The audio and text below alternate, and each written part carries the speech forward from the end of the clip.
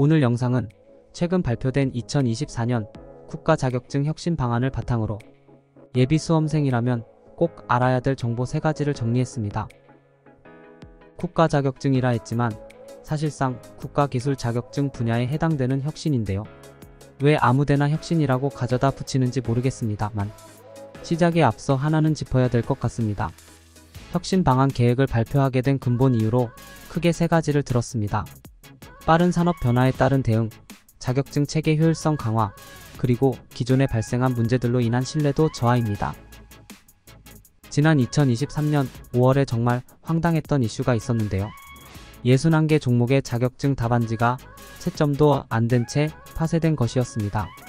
그런데 국가기술 자격 신뢰도 저하 원인 부문에 해당 이슈 내용이 쏙 빠졌습니다. 가장 최신 이슈를 쏙 빼놓는 건지 모르겠네요. 잘못한 건 끝까지 인정하는 것이 국가의 책무 아닌가 싶습니다. 오늘 영상의 목차는 3가지로 구성되어 있습니다. 첫 번째, 국가 자격증이란 무엇일까요? 두 번째, 앞으로 흔해 빠지게 될 자격증이 있다는데 그게 무슨 말일까요? 세 번째, 응시료 반값 적용 기준. 자격증이란 무엇일까요? 사실 붙이면 그만인데 그 나름의 체계와 규칙이 있습니다. 앞에 국가라는 단어를 함부로 붙일 수 없습니다. 국가 자격증은 국가기술자격법을 따르면 국가기술자격, 그 외의 개별 법령을 따르면 국가전문자격으로 분류합니다. 자격증 명칭 뒤에 기능사, 산업기사, 기사, 기술사가 붙으면 국가기술자격증이랍니다. 그 외 국가전문자격 및 개별 법령은 생소할 텐데요.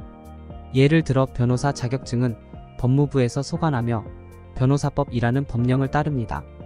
모든 국가 자격증은 이처럼 행정부 산하 부처에서 관리, 감독하는 것이죠. 그렇다고 민간 자격증이 꼭 격이 떨어지는 건 아닙니다. 민간 자격증 중에서도 공인 자격으로 인정되는 것이 있습니다. 그리고 공인 자격으로 승격하지 않더라도 협회나 사단법인 같은 곳에서 교육, 연구 및 취업 연계에 신경을 많이 써서 해당 산업 또는 업계에서 공신력을 인정받는 경우도 있습니다. 그 외에 온라인으로 수업 듣고 시험만 치르면 발급받을 수 있는 민간 자격증은 쓸모없다고 말씀드릴 수 있습니다. 두 번째는 의도적으로 자극적으로 달아봤습니다. 국가기술 자격증은 2가지 평가 방식으로 발급하고 있습니다. 첫 번째는 검정형입니다. 필기, 실기시험을 합격해야 되는 거죠. 두 번째는 과정평가형이라 해서 교육 및 훈련을 받고 최종 평가받는 형태로 발급하는 것이죠. 현재 548개 국가기술 자격증 중에 179종목은 과정평가형으로 운영하고 있습니다. 과정평가형으로 발급받을 수 있는 자격증들은 보통 검정형 방식으로도 발급받을 수 있습니다.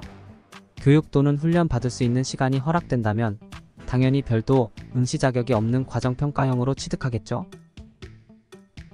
성과, 취업률, 만족도 측면에서 과정평가형을 늘리겠다는 취지는 좋습니다. 다만 기존의 검정형으로 취득한 사람들 입장에서는 굉장히 안 좋게 느껴질 수밖에 없는 부문이라 기존 취득자들 사이에선 반발이 심합니다. 기사 자격 찍는 관련 경력 또는 4년제에 준하는 관련 학력을 갖춰야 시험을 볼 수 있고 또한 어려운 시험 공부를 해야 되는데 반해 과정평가형은 그런 것 없이 교육, 훈련만 잘 받으면 거의 취득할 수 있기 때문입니다. 자격증이 남발될 수 있다는 우려가 있는 거죠. 콕 집어서 과정평가형도 병행하겠다는 기사 자격증이 있는데요. 건축설비기사, 산림기사, 설비보정기사, 소방설비기사입니다. 이 중에 기계설비유지 관리자와 관련된 것이 2개나 있네요. 기존의 응시 자격 때문에 시험 준비도 못했다면 과정평가형을 기다리는 것도 좋겠습니다.